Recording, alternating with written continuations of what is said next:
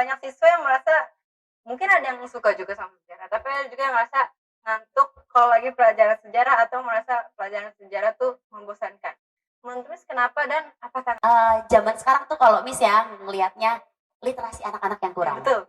Mau tidak mau gitu, segampang-gampangnya apapun sejarah misalnya atau Ya. soal atau mungkin sesuatu materi kalau kamu nggak baca ya udah nggak bisa apa-apa aja.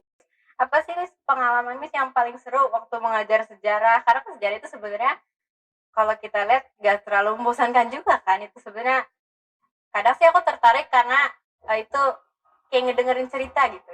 Kalau ngedengerin kakek nenek kita cerita kan seru ya, cerita tentang masa lalu gitu. Nah, Miss pengalaman Miss apa sih yang paling seru ketika Miss tuh mengajar sejarah gitu atau mengajar IPS? Gitu sih. Jadi kayak anak yang tadinya nggak suka sejarah ketika oh ternyata tuh sejarah tuh kayak begini ya nggak harus ngapalin ya Miss gitu.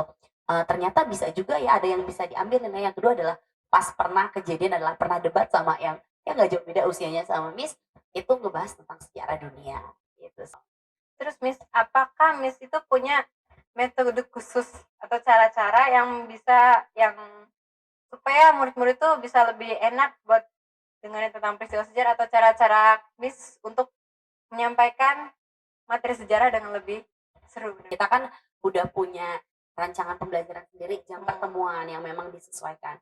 Biasanya pernah kalau film kayak coba tonton atau di rumah. Nah, itu nggak semua anak gitu. Pernah ada review film jatuhnya jadinya kayak nyalin gitu kan. Jadi paling pun biasanya nih tayangin kayak video pendek, video singkat kayak gitu. Kalau film kenapa?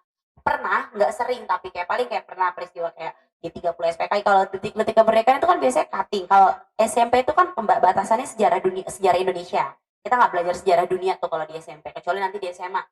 Biasanya kalau video pendek tuh sering banget ada selipan video di dalam sumber belajar Miss, PowerPoint-nya Miss. Tapi kalau untuk film tuh jarang gitu. Paling kalau memang ada space waktu ngajar baru Miss pakai film karena memang butuh waktunya tuh banyak gitu.